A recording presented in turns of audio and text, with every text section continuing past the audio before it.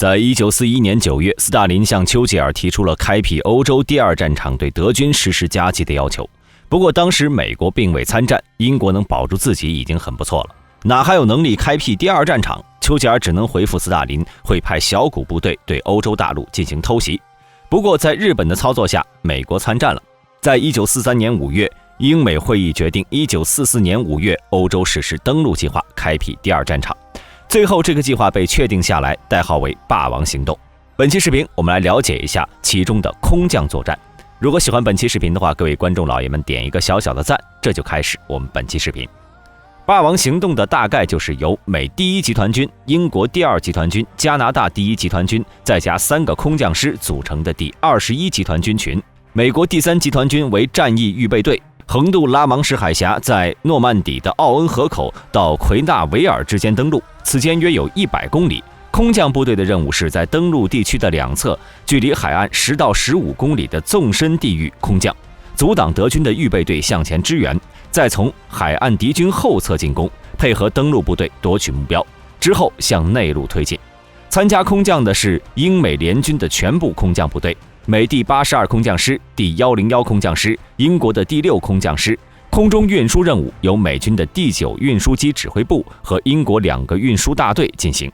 在英国南部的15个机场为出发机场，空降部队分为3个梯队，分别是突击、后续、海运突击梯队，由伞兵团组成，滑翔机步兵团为后续梯队。在登陆行动当天黄昏机降，海运梯队包括坦克、推土车、卡车等一系列重型装备。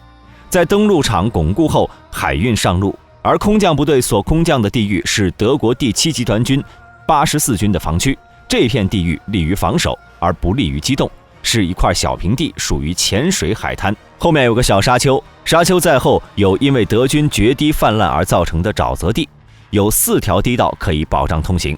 在空降前3小时，盟军出动轰炸机4500架次对行动地域进行轰炸，轰炸行动对德军造成了不小的损失，其中盟军的特工帮了不少的忙。高级一点的欺骗德军，说盟军在诺曼底的登陆不过是假把式，真正的登陆地点在加莱。普通一些的把德军的防空布置传给盟军，让这次轰炸行动顺利进行。除了情报人员的付出，还有实施人员的倾力出演。为了不让德军意识到诺曼底才是真正的登陆地点，加莱地区受到了2倍于诺曼底的轰炸，同时利用海军舰船拖着气球向加莱方向前进，造成德军雷达上出现大量舰队的信号。还有一个夜间轰炸机中队也在向加莱方向前进，在差不多的时候投下了锡箔片，造成德军雷达显示上出现机群的信号。在空降开始后，盟军还出动了24架飞机在英吉利海峡上空实施电子干扰，同时在德军上空空降假伞兵，再由8名士兵进行声音干扰，造成到处都是人的假象。在登陆行动前的6月5号22点，盟军派出了26架运输机，每架运输机再有一个13人的空降引导小组，在6号的0点16分在预定空域散降。这26个引导小组有2个被德军消灭了，一个没被投放到预定地域，其他的23个都按照计划完成了任务。在引导小组起飞1个小时之后，3个空降部队的突击梯队、24个伞兵营 1.7 万人分成1052架 C-47 运输机起飞。为了防止被友军击落，每架飞机尾部都涂有很宽的3条白线。这1000多架飞机分为若干个飞行梯队，每个梯队约有36架到45架飞机，一个梯队又编成4到5个小队。本来计划的150米跳伞高度，因为德军高射火器的攻击，改到了500米以上。空降从6号1点开始，2点40分结束。虽然因为跳伞高度和飞行速度的增大，伞兵们降落得很分散，但是基本都到了预定的位置。第82空降师的突击梯队由505、507、508 3个团加一个加强分队，一共6400人。由李奇微将军指挥，计划在圣曼伊格里斯以西的梅特勒河西岸空降，任务是攻占圣曼伊格里斯，进而控制拉斐埃尔和薛杜夫之间的梅特勒桥梁和渡口，保障美第7军通过这里。505团在梅特勒河东岸空降，夺取拉斐埃尔，是该团的第1营。不过因为飞机偏离了目标，空降分布过大，在到了陆地上后，只聚集了少数士兵向目标前进。和德军遭遇后，该营长和代理相继阵亡，没有完成预定任务。二营倒是顺利地着陆了，拿下目标的北面道路。营长在战斗中被打断了腿，由士兵推着小车继续参加战斗。因为三营在着陆后失去了联系，团长命令二营接替三营，夺取圣曼伊格里斯。二营留下了42人监视目标地域的敌人，其他人员去支援三营。三营在顺利着陆后，在法国向导的带引下，三营顺利地偷袭了圣曼伊格里斯，不过没有及时向团部报告。德军被打退后，组织了几次反击，将三营逼入险境。还好二营及时赶到。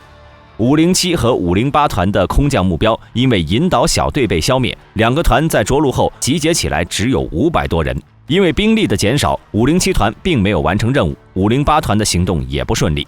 在6号凌晨2点，82空降师的后续部队起飞，不过只有一半的人成功着陆，没有完成预定任务。到了6号傍晚，82师集结起来了2000多人，占领了圣曼伊格里斯，不过并没有完成全部的任务。在登陆部队到达后，他们作为地面部队参加作战。101空降师也是由3个团加一个加强分队，共有6500人，由泰勒将军指挥。他们的任务是控制杜弗河的桥梁和渡口。该师501团的2个营因为着陆在德军的反空降地域，伤亡很大。不过他们等到后续部队的到来，占领了预定目标。502团的任务是干掉目标地域的德军炮兵连，在着陆时就遭到重创，团长在着陆时腿部骨折。但比起我们前面说的几个团，他们算是很顺利的了。一营在顺利着陆后，便向德军炮兵阵地进攻，在下午占领。二营一直没有集结起来。三营虽然在着陆时受到了一点小挫折，但是任务却十分顺利，而且没有受到抵抗。506团的一营和二营在空降时，只有10架飞机顺利飞到了预定地域，其他的都飞到了32公里之外。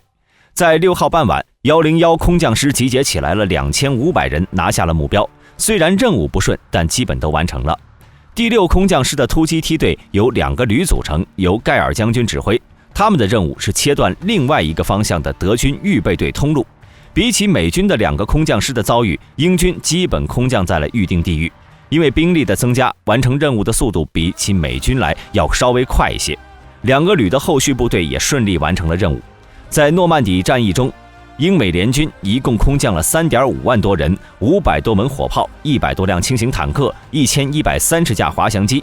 在战斗中，82空降师阵亡占比65%，101空降师占比20%，第6师占20%。运输机被击落42架，击伤510架。这次空降任务是盟军首次进行大规模空降作战。盟军高层在讨论如何使用空降部队的时候，发出了不同的意见。有人太过激进，有人觉得这种方法有点赌博，最后选择了我们上面说的折中方案，分散空降在海岸地区。那么大家对这些有什么看法呢？欢迎在下面的评论区留言。好了，今天的视频就到这里，想了解更多记得点个关注，下期视频我们不见不散。